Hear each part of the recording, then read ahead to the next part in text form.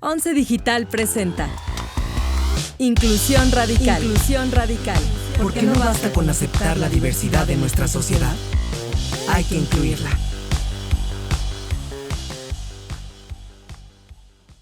Hola, les doy la bienvenida a Inclusión Radical, un espacio donde hablamos de la importancia de la diversidad y la inclusión desde un punto de vista cotidiano.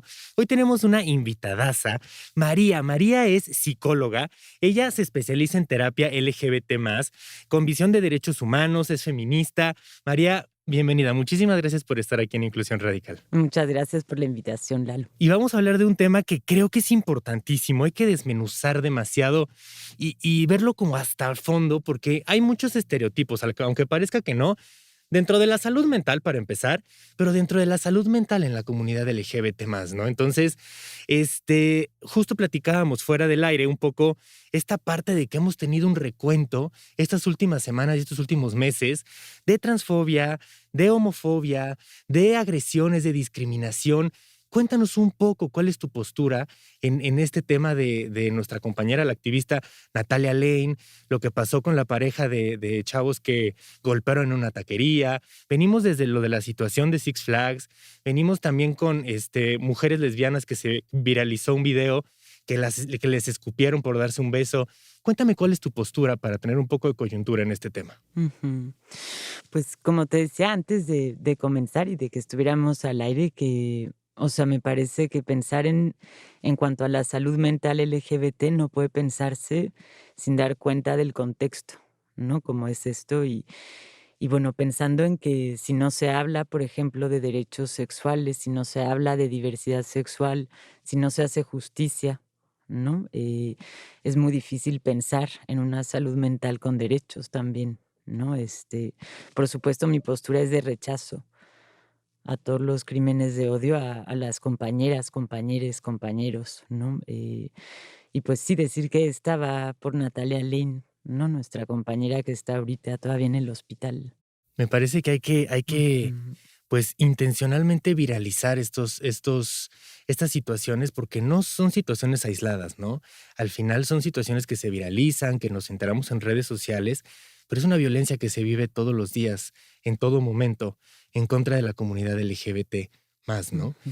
Y uno de los este tema nos da pie a mencionar que creo que nos tendríamos que ir mucho aclarando esta línea, ¿no? Muchas personas piensan que el ser parte de la comunidad LGBT causa una salud mental perjudicada, pero en Mm. realidad no es más bien no es el hecho de ser, es el hecho de todo este entorno que se encuentra alrededor de una sociedad transfóbica, una sociedad homofóbica, lesbofóbica, bifóbica, que atropella los derechos humanos de las comunidades, y esto es lo que enmarca una salud mental perjudicada, ¿no? Platícanos un poco esta Ujú. diferencia de decir, ay, es que como es una mujer lesbiana seguramente tiene problemas mentales, o ay, es una persona trans, por ser trans tiene problemas mentales. No, o sea, lo que le Ujú. da problemas es este entorno en el que no se puede desarrollar.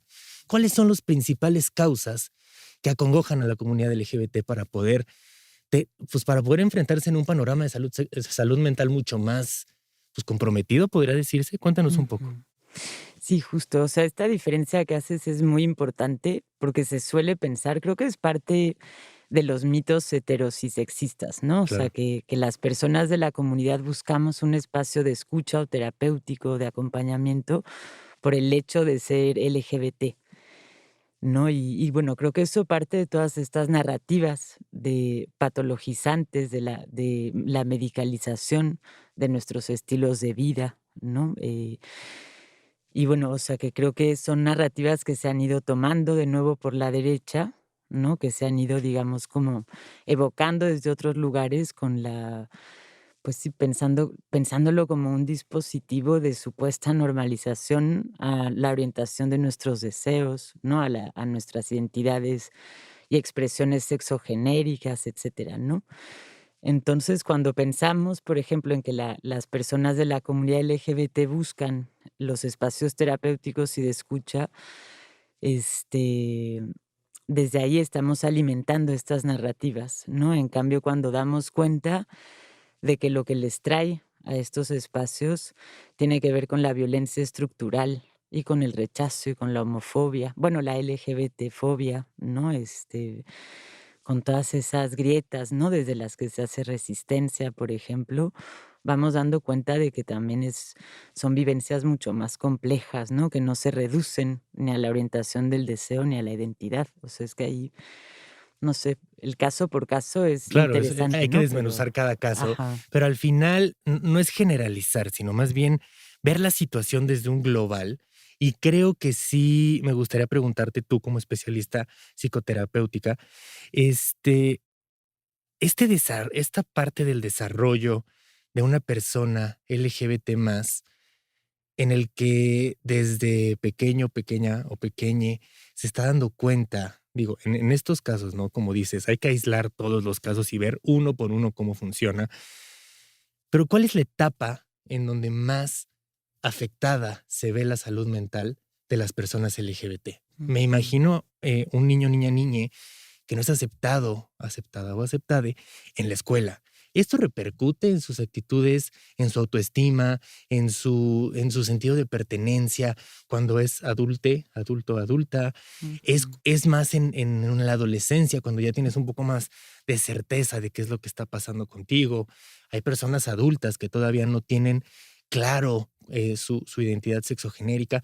Cuéntame un poco cómo es este proceso y dónde hay estos pequeños hitos que Ujú. podríamos marcar para decir, híjole, aquí es donde deberíamos de mostrar mucha más atención. Ujú. Pues mira, me atrevería a decir que la adolescencia es, es como una etapa fundamental, bueno, para la consolidación pues, de todo sujeto y toda identidad, ¿no? Sin embargo, bueno, de un tiempo para acá vengo trabajando con chiques de la diversidad sexual que son adolescentes. Y por la etapa del ciclo vital en el que están, digamos que se complejiza todavía más, ¿no? Esos procesos, esos momentos en los que están. Y creo que es como una etapa clave, una etapa parteaguas para poder acompañar, ¿no?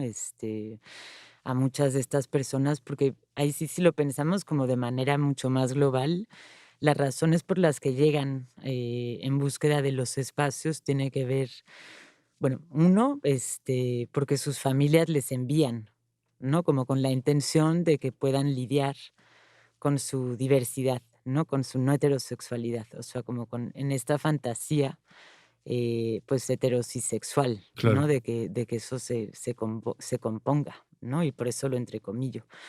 Sin embargo, también es interesante cómo muchos y muchas y muchos de ellos llegan por su cuenta y lo buscan como espacios, como un espacio en donde pueden ser escuchados porque están viviendo rechazo y exclusión, principalmente en sus entornos familiares, así como escolares, ¿no? Claro.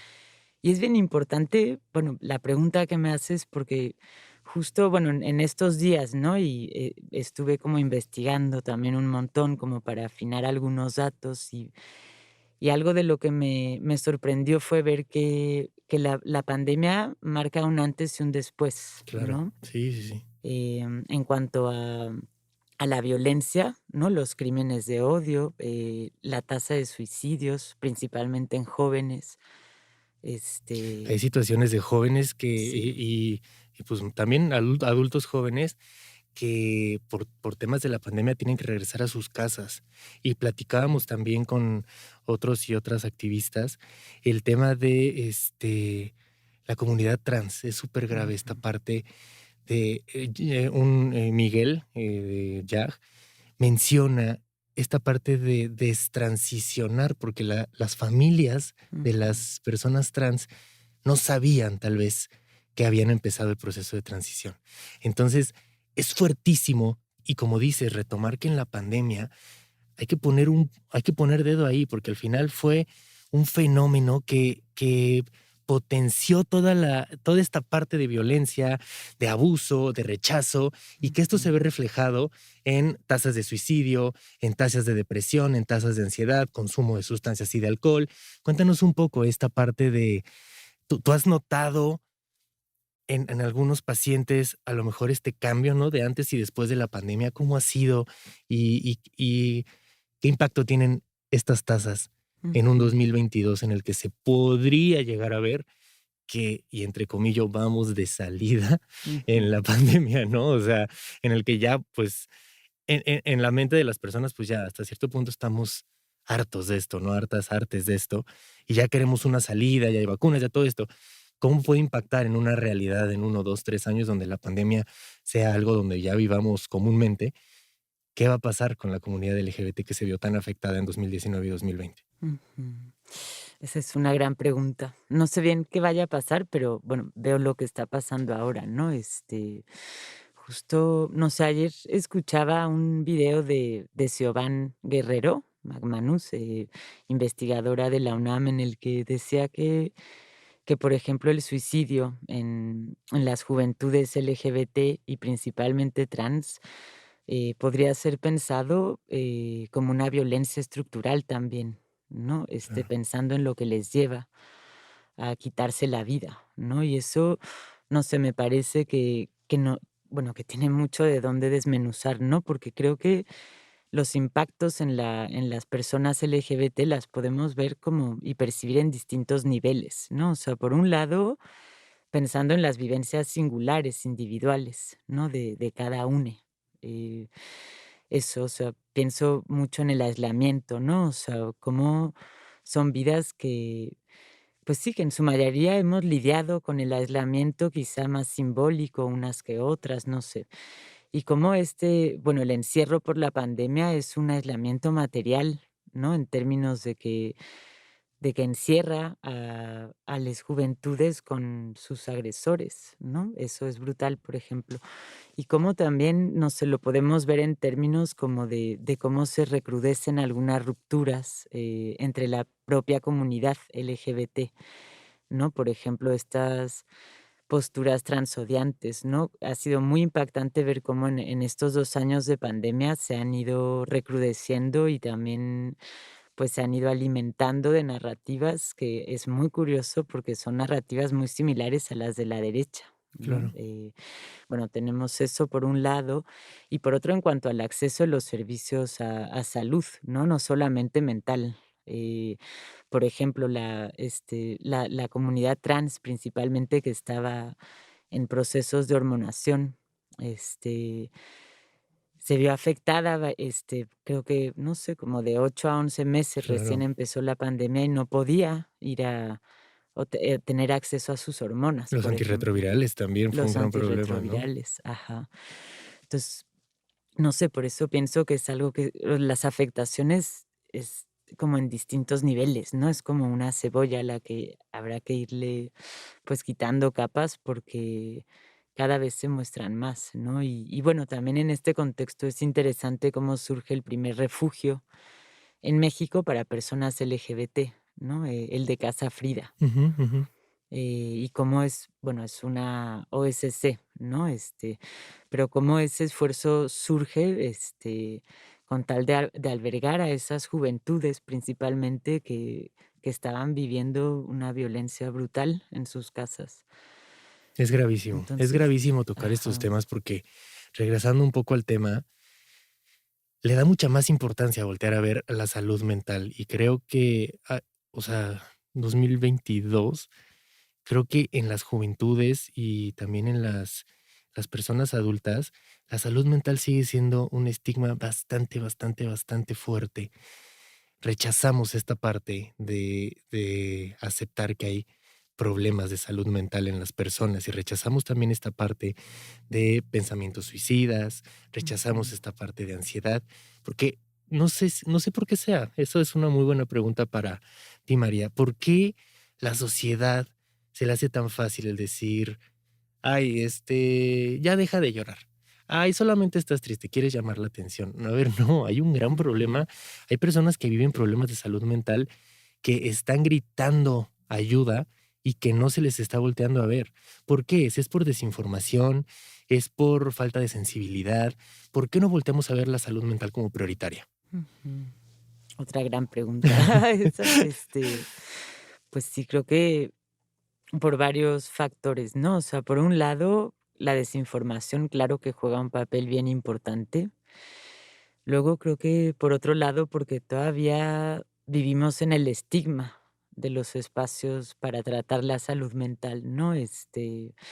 Y bueno, desde hace unas décadas para acá, digamos que estamos como en una especie de transición en cuanto a los modelos psiquiátricos, ¿no? Médicos también, a otros espacios de escucha posibles, por ejemplo, ¿no?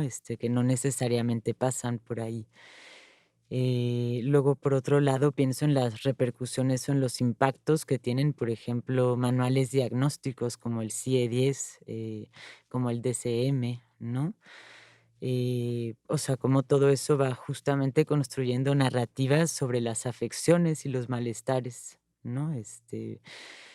Y que, no sé, a mí me da la impresión de que eso genera mucho más rechazo y alimenta el estigma de lo que acerca a tratarlo, ¿no? Y bueno, en cuanto a reconocer las problemáticas de salud mental de la comunidad LGBT, pues me parece que tiene que ver también en parte con la invisibilización, Claro. ¿no? Porque reconocerlas sería también asumir como sociedad y asumir como Estado eh, que existen todos estos dispositivos de patologización que medicalizan nuestras vidas, que la estigmatizan, ¿no? No sé, pensemos en las terapias mal llamadas terapias de conversión, Sí, ¿no? ¿no? Que Parece, pues sí, afortunadamente sí sí, ya se prohibieron, claro, pero yo creo que clandestinamente operan muchos claro. espacios, Sí, ¿no? obvio. Este, y bueno, creo que también algo de lo que pasa en nuestro país es pues, la impronta religiosa, ¿no? ¿El machismo tiene un El lugar? machismo, por supuesto, sí, el sexismo también, eh, Pues, estos sí. sistemas de opresión importantes que hay que también voltear a ver. Tengo una pregunta, cambiando un poco de tema. Ujú, Este, en este podcast hablamos mucho, y creo que también es un estigma esta parte de decir lugares especiales para personas LGBT. mm, No sé, o sea, especializar esta parte de, digamos, necesidades que tiene la humanidad, pero especializarlas a una tendencia y una visión LGBT. ujú, ¿Por qué debe de haber terapias con perspectiva LGBT? ¿Por qué una persona que pertenece a la comunidad LGBT, que tiene dudas o que ya está completamente seguro, segura o segura de su identidad, orientación sexual y toda esta parte, ¿por qué tienen que buscar una terapia con tendencia LGBT y derechos humanos? Y la primera ujú, idea que me llega a la mente, y como ejemplo, es esta parte de que me imagino que muchas personas son rechazadas por ser LGBT al solicitar algún servicio de salud psicológico, ¿no? O sea, llego a un psicólogo que no tiene esta tendencia LGBT y existe esta parte de poder ser tratado diferente. Cuéntame un poco esto y cuéntame un poco por qué la intención de que haya terapias con perspectiva LGBT y derechos humanos específicamente. ujú.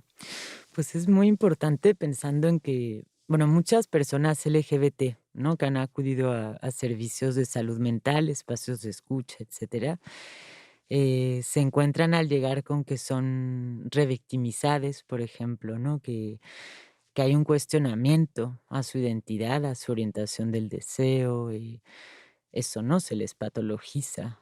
eh, y eso tiene graves repercusiones, pues claro, en su desarrollo de vida, ¿no? Además de que ahí, pues algo que pasa es que se obstruye uno de los derechos humanos más importantes, que es el desarrollo a la libre personalidad, ¿no? Así como la sexualidad también.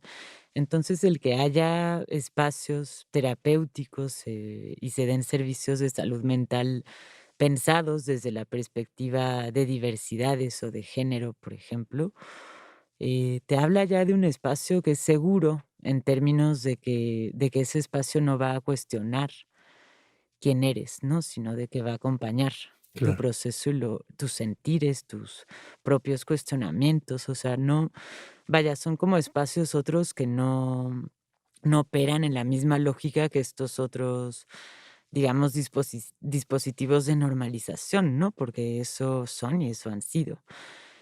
Y bueno, eso es también interesante porque a mí me parece que toda terapéutica debería de tener como ejes transversales los derechos humanos, y eso, pues, contiene en sí ya la diversidad sexual, claro. ¿no? Sexogenérica, afectivo erótica, etcétera. como la perspectiva de género, o sea, vaya, me Como todas las ajá, interseccionalidades que se podrían presentar, ¿no?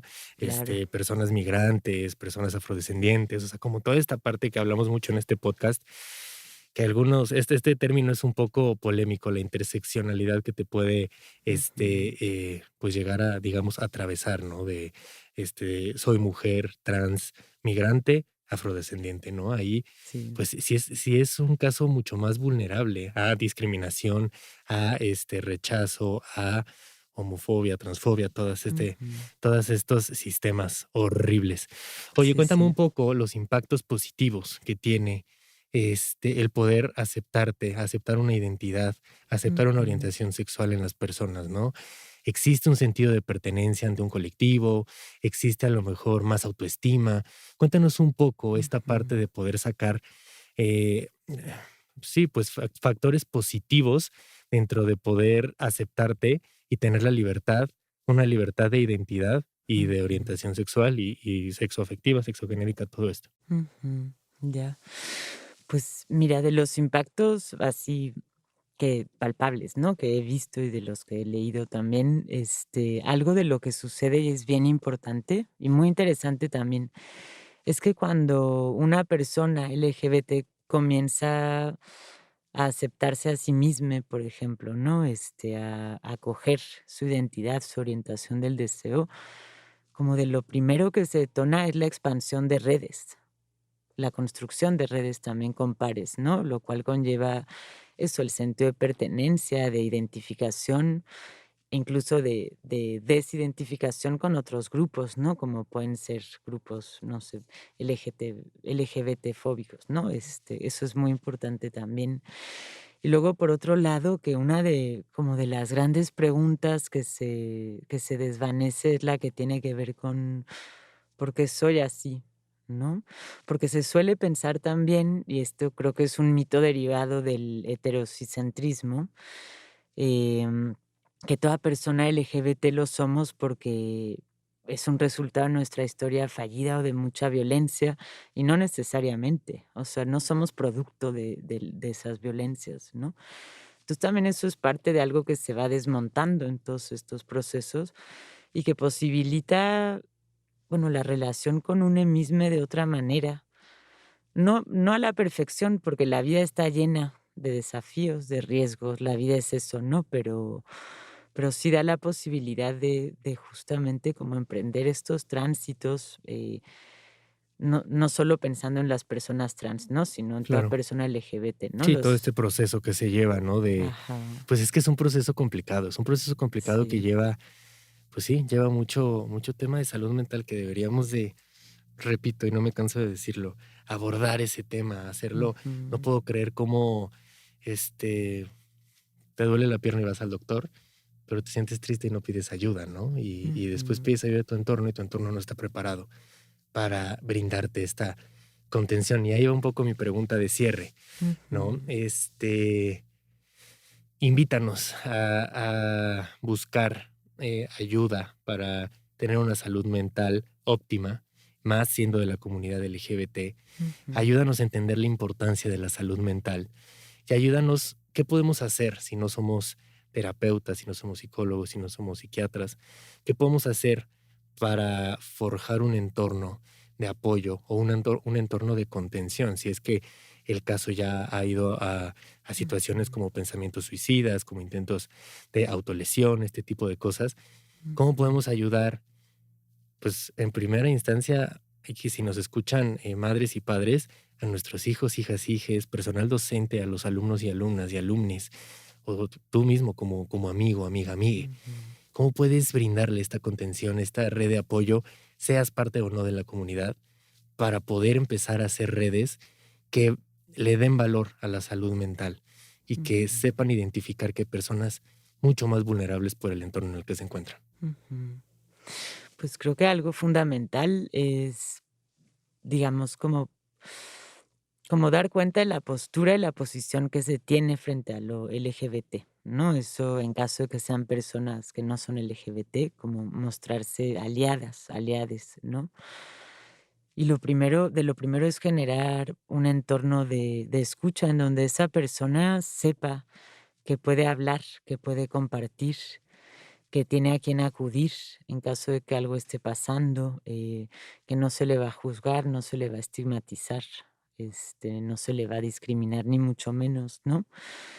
Y también creo que, no sé, bueno, pensando, pues sí, en todos esos como distintos ámbitos de los que preguntabas, pues es bueno tener a la mano los datos de estas redes de apoyo, ¿no? Es decir, o sea, en qué lugares, por ejemplo, se puede acudir a eso en la búsqueda de espacios de salud mental, ¿no? En qué espacios se congregan personas LGBT en donde se pueden tejer redes, alianzas, eso también es muy importante, porque solemos pensar, es que justo la pregunta que haces también es muy interesante, porque solemos pensar que la salud mental tiene que ver con cómo ese individuo, ¿no? Esa persona está lidiando con lo que le sucede, ¿no? Lo que acontece en su vida.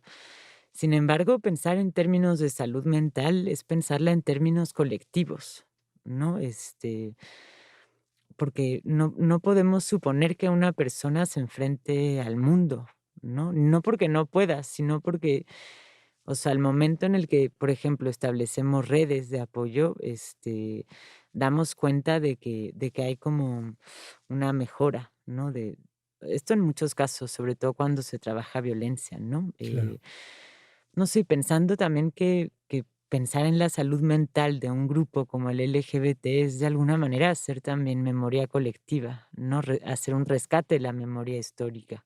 Mira qué importante lo que Ajá, dices. o Eso sea, está interesantísimo. sí, o sea, Bien. no radica en un individuo nada más, ¿no? Y por eso es como bien interesante pensar en términos como de espacios en donde se favorece la salud mental colectiva, no solamente individual, porque no hay una sin la otra, Claro, ¿no? justo veía Ajá. en la semana en Twitter un meme que decía y que me llamó mucho la atención y quiero preguntarte cuál es tu postura. Ve a Ujú, terapia para que otras personas no tengan que ir a terapia por ti. Es una cadena, mm, o sea, también nosotros tenemos la capacidad de contribuir en la salud mental de otra persona. ujú. Sí. Bueno, yo este meme lo vi, no sé si tú lo viste, eso como en este hilo pensando en la violencia hacia las mujeres, o No, no, no, no. no. Yo lo vi Ah, en otra okey. cosa, pero Sí, creo que sí. aplica en muchas situaciones, ¿no? Sí, sí.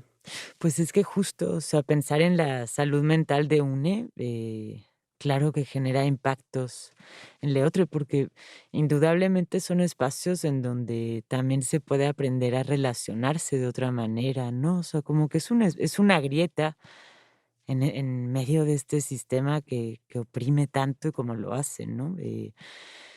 Y no sé, o sea, por eso a mí me parece interesante, porque creo que también, bueno, hay una gran discusión pues eterna, ¿no? En cuanto a qué es la salud y cómo podríamos definirla, qué es el bienestar. Ujú. Entonces, por eso decía eso anterior, de que, no sé, eso, posibilitando estos espacios, también estamos como resignificando la memoria colectiva, ¿no? Histórica. Qué Eh, interesante. María, se nos sí. acabó el tiempo. Muchísimas gracias por estar aquí A en ti. Inclusión Radical con nosotros. Por favor, ven más seguido porque este tema es inmenso. No podemos, 20 minutos Ujú. es muy poco para hablar de este tema. Sí. Creo que debemos de desmenuzar e ir tema por tema sabiendo causas, efectos y cómo actuar, ¿no? En cuanto a la salud mental de la población, pero más viendo hacia las personas LGBT más, ¿no? Muchas gracias, Sí, María, por muchas estar aquí. gracias, Lalo. Y muchas gracias a todas, todos, todos ustedes que nos acompañan cada martes para seguir hablando de temas que se crean alrededor de la diversidad y cómo la inclusión nos da herramientas para crear sociedades desde la justicia y la empatía social. Síganos en nuestras redes sociales. También vamos a estar contactando a María para que le sigan en las redes sociales. Busquen también instituciones, órganos de apoyo y nos escuchamos el próximo martes. Síguenos en nuestras redes sociales como @Canal 11 TV y visita nuestro sitio web www.canal11.mx. Las opiniones vertidas en este programa son responsabilidad de quienes las emiten. El 11 las ha incluido en apoyo a la libertad de expresión y el respeto a la pluralidad. 11 Digital presentó Inclusión Radical, moderado por Eduardo Valenzuela. Talento adicional, Vania Belmont y Rodrigo Gutiérrez. Coordinación de producción, Daniela Cuapio y Moisés Romero. Postproducción de video, David Vargas. Diseño sonoro y postproducción de Franco González. Diseño y animación, Pavel Molina y Mitzi Castillo. Con una investigación de Viridiana Hernández.